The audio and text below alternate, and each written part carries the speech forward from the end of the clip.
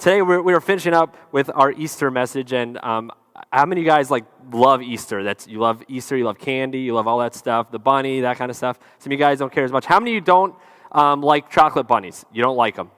Yeah, I'm with you. I never need them. It's too much chocolate. Give me sweet tarts. Give me sour trolls. Give me some of those things all day. I don't need bunnies.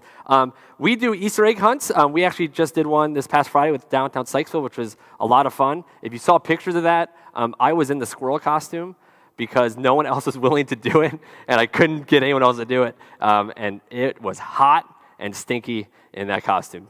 And we were only in that costume for about an hour, so it wasn't long at all. But it was a lot of fun, and we've done Easter egg hunts when I was a kid. I don't know how many of you guys still do Easter egg hunts.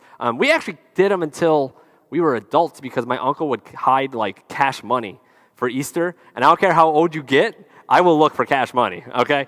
I'll be 60 years old, I'll be looking for some cash. It doesn't matter to me. But I love Easter, but preparing for today, I know that we have a lot of different people here today. I know that there's some people that are here that you are owners of Impact Church. This is your home church, so this, kind of the drill here with what we're doing. Some of you were invited by a friend, and they convinced you to come, and maybe they promised you lunch afterwards, and we're so glad you were here. Some of you saw a sign, or maybe you're at the Easter egg hunt, or you saw our Facebook video, and you decided, I'm going to check this church out. But I also know that there are some of you that are here today that don't really want to be here. You were dragged here, and I get it. I was a youth pastor for many years, okay? So as a youth pastor, students, when they would be in plays, I would go watch their play, and I would have to go to plays where my student had one line. I have to sit through a 3-hour-long play for him to get his one line in. And I go, hey, that was great, that one line that anyone could have done. I know that.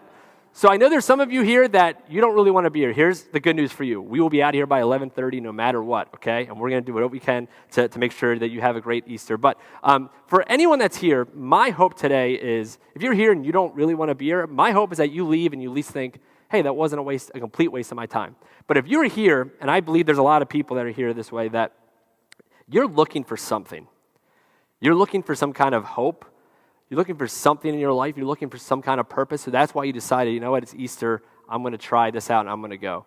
So no matter what you're looking for, my prayer is that God speaks to you wherever you are. I'm going to do the best I can to speak to the entire audience, but there's a lot of different people here. So I'm going to do my best. But we're going to be talking today from John, the book of John chapter 11. If you have your Bibles, you can open up to John chapter 11.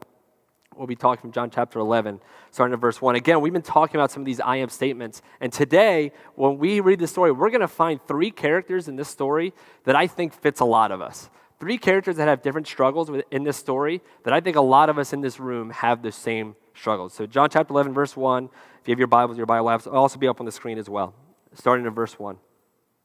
Now a man named Lazarus was sick. He was from Bethany, the village of Mary and her sister Martha. Skip down to verse 3. So the sisters sent word to Jesus, Lord, the one you love is sick. Notice that they don't say, hey, Lazarus is sick. They say the one you love is sick, because that's all they needed to say. Saying the one you love is sick, Jesus knows who they're talking about. Oh, that's Lazarus. Because Jesus has a relationship with Lazarus. Jesus loves Lazarus. So when he hears the one he loves is sick, he knows exactly who they're talking about. Verse 4. When he heard this, Jesus said, this sickness will not end in death. No, it is for God's glory so that God's Son may be glorified through it. It says this sickness will not end in death, that God will be glorified through this sickness, that this is not going to end in death. That's a great message to send back. So you would think that with Jesus sending this message back, that he would start getting his things together and he would start moving to go see Lazarus, because where he is right now, he's by the Jordan River, which is 18 miles away from Judea, where Lazarus is. So that is at least a day walk. That is a long journey. So if he's really sick and he says he's not going to end in death, you would think that he would get moving. You would think he would get his stuff together and start moving. But here's what Jesus does in verse 6.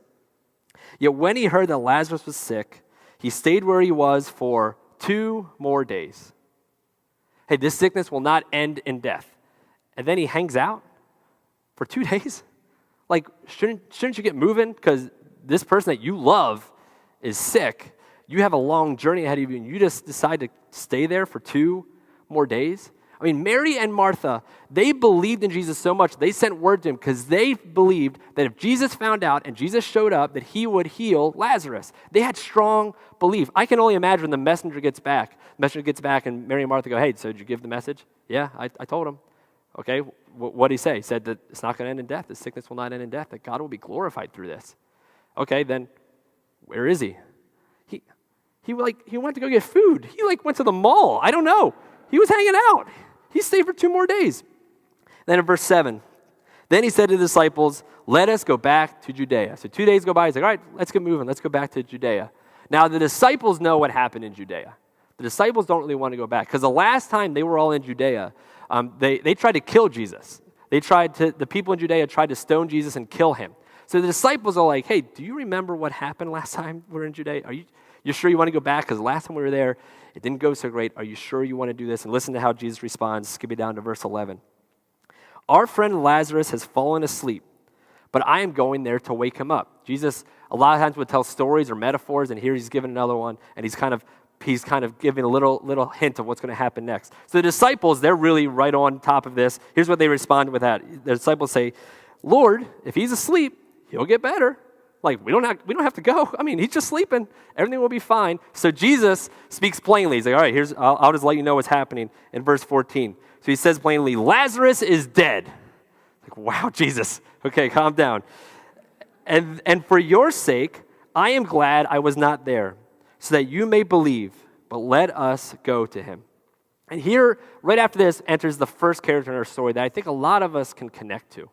Because some of us, we're here, and we have different struggles, and some of us, we're struggling with one of these 3 things. The first one that some of us are struggling with, we're struggling with doubts. We're struggling with our doubt. We just doubt. We don't know if we buy all this stuff. We have a lot of doubt. See, I'm an optimist and a pessimist at the same time. I don't know if some of you guys are. There are certain things that I am an optimist about, and there are certain things I'm a pessimist about. And there are certain things that I have doubts about. Let me give you some of those things. I'm a big Orioles fan. I doubt that I will ever see an Orioles World Series. I don't think I will. I think I'm going to die, and I will die without seeing one. My dad saw one. He said it was great. I don't know. I have never seen one, and I don't think I ever will. I have doubts about that. I have doubts that myself or anyone I know will win a major lottery. I doubt that. And here's one thing I will say for some of you owners at Impact. When the Mega Millions gets to 200 million, 300 million, a lot of you will say, hey, just so you know, if I win the Mega Millions, I'm going to give the church $1 million. And to you, I say, that's it? You won 200 million. You can't even tithe on it? You have to give me only $1 million? Don't be cheap, okay? I'm going to call you if you win the Mega Millions. But I doubt I will ever know anyone. I doubt that I will ever know anyone that will win that. I doubt that you have seen a better looking pastor than you do right now. I just doubt that. I'm kidding. For those of you who don't know me, I'm just kidding, kind of. I was kidding. But some of you have doubts. You are struggling with some of this stuff, and you hear some of these things, and you're hearing, and you know the Easter story, you know we're celebrating, but you have doubts about it. You have struggles. You are doubting with this. In verse 16, we see a character that struggles with doubts too. Verse 16, then Thomas, called Didymus, said to the rest of his disciples, let us also go, that we may die with him. You can just hear the sarcasm, can't you? All right, let's go die with him then, because that's where we're going to go. Thomas always struggled with his doubts. He had a lot of doubts. In fact, after Jesus dies and comes back to life, Thomas didn't believe it. That was his nickname. Some of you know that nickname, the Doubting Thomas. He was like, until I see that Jesus, until I actually put my fingers into his wounds, until I do that, I'm not going to believe it. I don't believe it's going to happen. Thomas needed a direct personal experience before he would believe. That's what he needed. And some of you in this room, you're struggling with doubts. And you need that. You're like, I need a direct personal experience in order for me to believe any of this stuff. You're struggling with doubts. Number 2, some of us, we're struggling with the delay. We hate delays, don't we?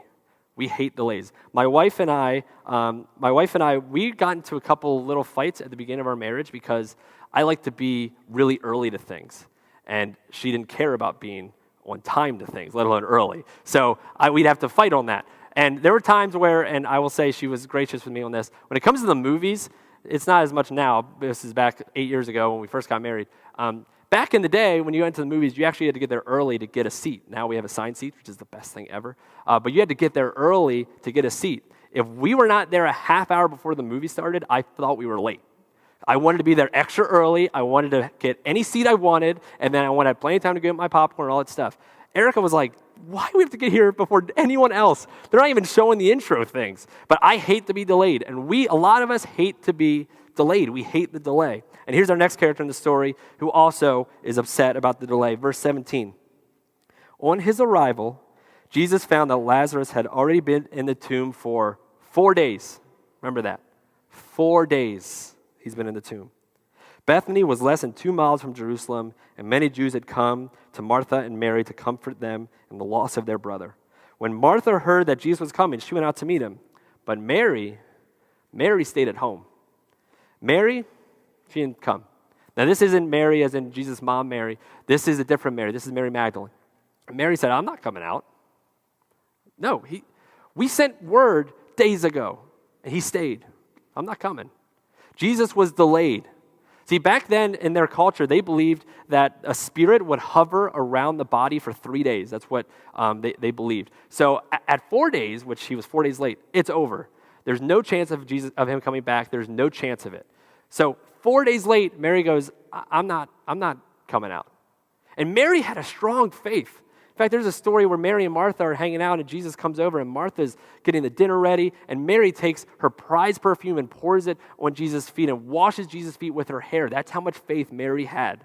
Mary had so much faith that she sent word to Jesus days ago for him to come, but he was late. There was a delay. So she was staying in.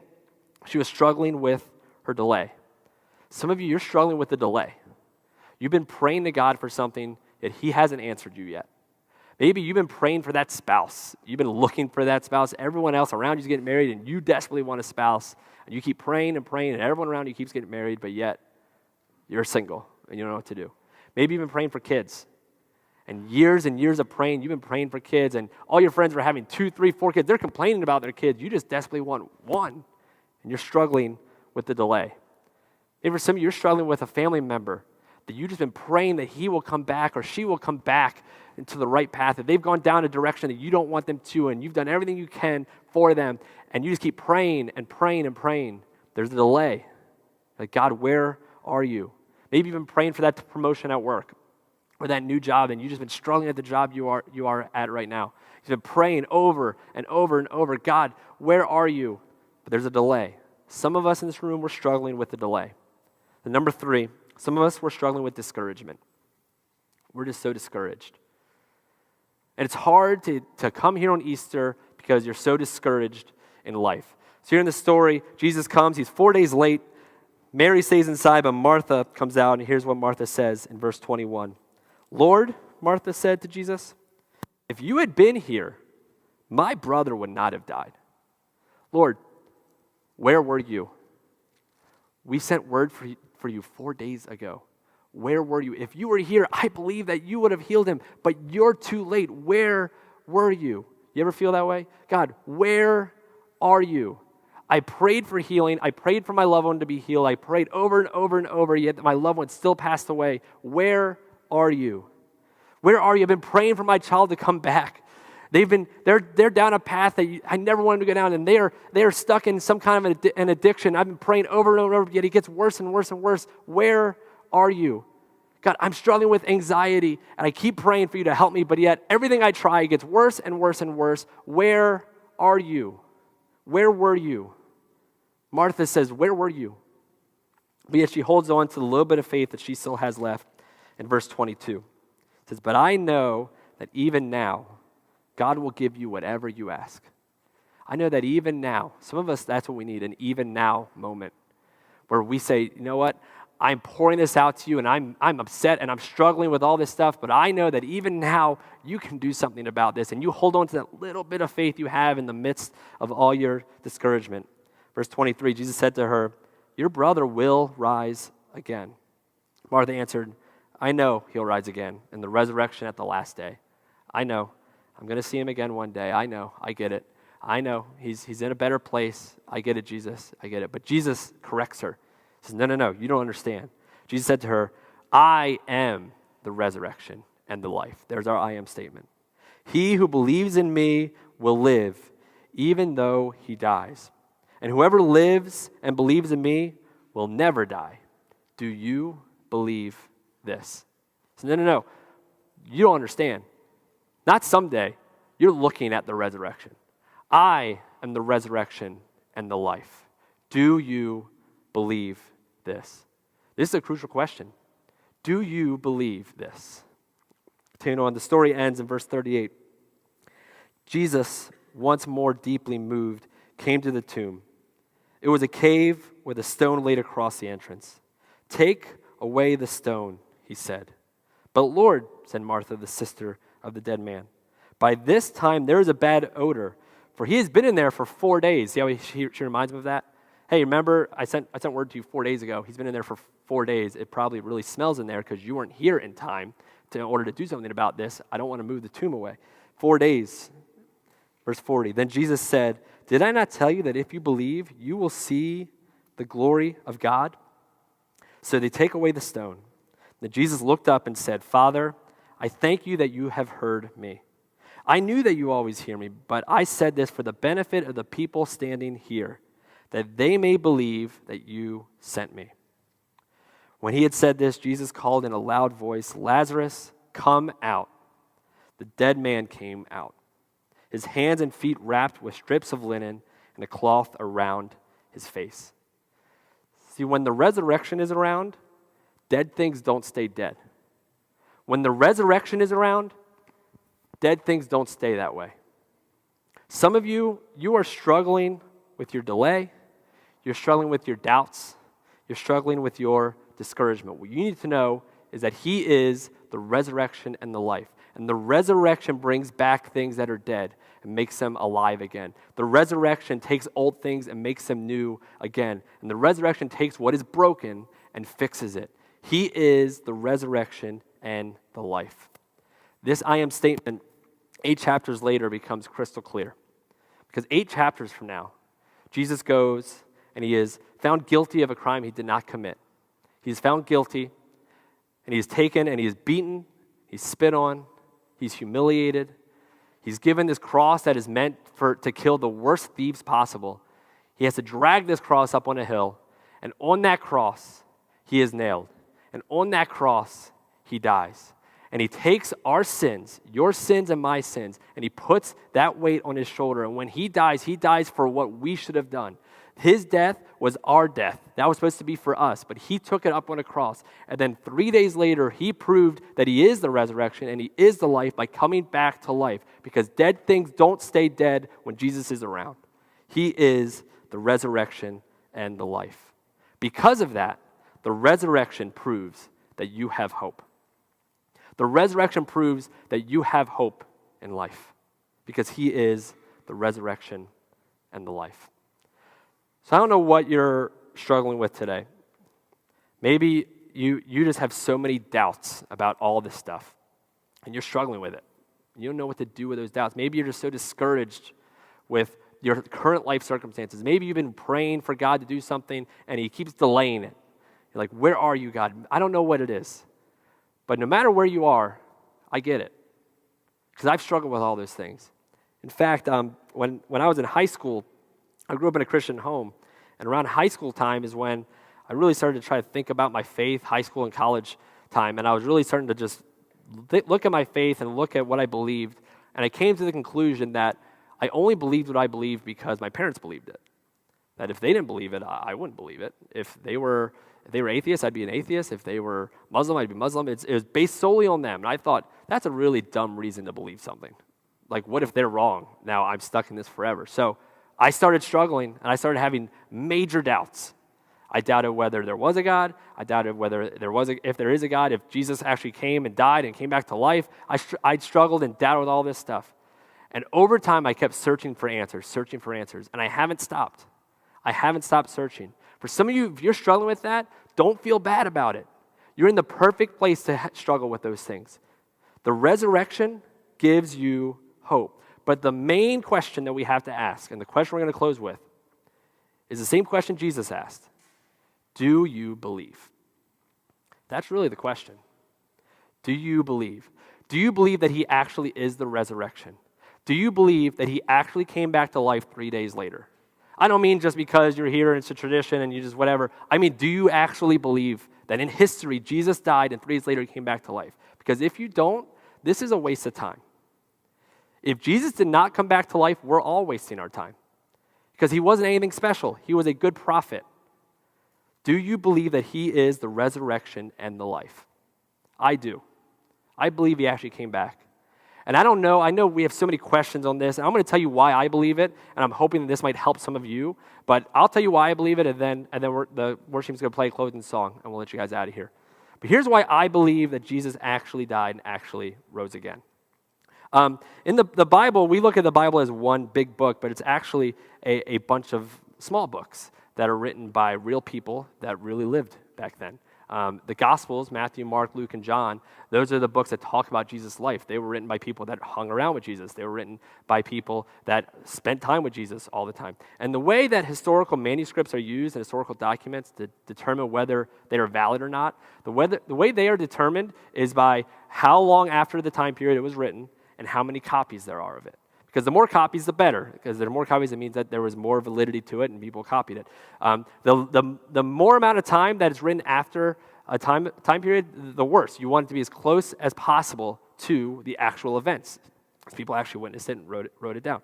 So the Bible is made up of a bunch of historical manuscripts that people wrote about what they witnessed. The earliest manuscripts that talk about the resurrection of Jesus were written months after it happened.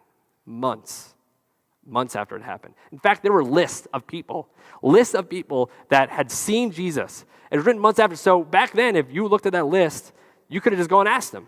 Like, hey, I'm going to go, hey, did you actually see that? Because there were lists of people that said, this person saw it, this person saw it, this person actually saw it. The crucifixion, Jesus died on a cross. Almost every historical scholar believes that Jesus actually died on a cross. Almost every single one of them does. There's some that don't, but majority of people believe he actually did.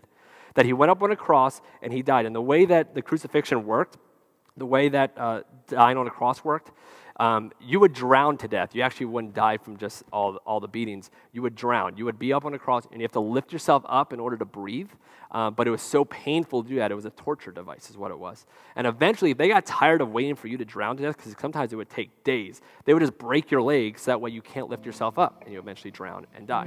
And they would determine if you were actually dead by poking you with a spear, and if just water just gushed out of your lungs, that means, yeah, he died, he drowned to death. They did that to Jesus, and then after, according to all historical accounts, after Jesus died, they were going to throw him in the pile of bodies that you do with thieves. There's a pile of bodies. You don't give them a burial. You just throw them in this pile.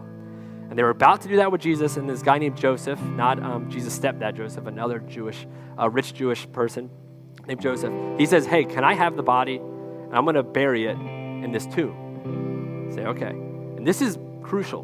Because think about it. If you just throw Jesus into this pile of bodies, at night somebody could have came and took the body and hid it and said, look, he's not here. He came back to life. But that's not what happened. Joseph took Jesus, wrapped him up, put spice all over him, because that's what you do when people die, because everyone believed that he died, put him in a tomb, rolled this big stone over that you can't get off, and then marked it. So everyone knew Jesus is in there, and he's dead in there.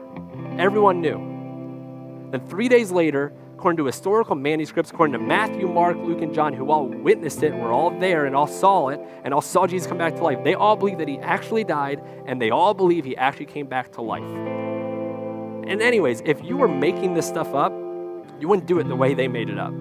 First off, the first people that saw Jesus after he was born again, after he came back to life, were 2 women. Like, you wouldn't do that. If you're trying to get one over on everybody, you wouldn't have 2 women find him back then, because women had no word in court. Why would you have women find him? And then they all wrote that they weren't even there. They believed he was dead. They were trying to figure out their next plan of what they're going to do now, because the person they had been following for so long, that person is dead. They weren't waiting for him. And Jesus said he was going to come back to life 3 days later. He didn't say, I'm eventually going to come back, because that could still be now. He didn't say, I'm going to spiritually come back. He said, I'm going to be back in 3 days. You can disprove that in 3 days. If you're trying to make something up, you don't say that. You say, I'm eventually going to come back one day. That's what you say. This movement called the Way at the time, if Jesus did not come back to life, it would have been done the second he died. We would not be here. we would not be talking about it. The second that he died, this movement is over because Jesus was just a prophet that had some cool lines that he said, had some great stories, but ultimately was not who he said he was. He was not the resurrection of the life because he actually died. But because he came back to life 3 days later, because many people said, I saw it, because this movement started, these disciples who saw Jesus come back to life ended up dying a terrible death because of their faith, because they believed that Jesus actually died and actually came back to life. And this movement lasted through the persecution of Nero, the persecution of Rome. It lasted through the failures of the church, of the Catholic Church, and of the rest of us. We really tried to mess it up. It lasted all the way. You know why? When someone dies, says, I'm going to come back to life in 3 days, and he comes back to life in 3 days, people will die for that faith. That's a movement. We are here because the resurrection happened. Do you believe that? That's the question you have to ask yourself. Do you believe? I have great news for you. If you believe that, the implications to that is astounding. The implications of the fact that Jesus died and came back to life means that there's a God that created you. There's a God who loves you. There is a God who sent his son to die for you. That's what that means. That there's a God that said, I love you so much, I'm not going to make you earn your way to me. I'm going to send my son, and he's going to be the ultimate sacrifice for you. If he doesn't come back to life, our debt is not paid. But our check was cashed because he came back to life. Do you believe? He is the resurrection and the life. Can we pray?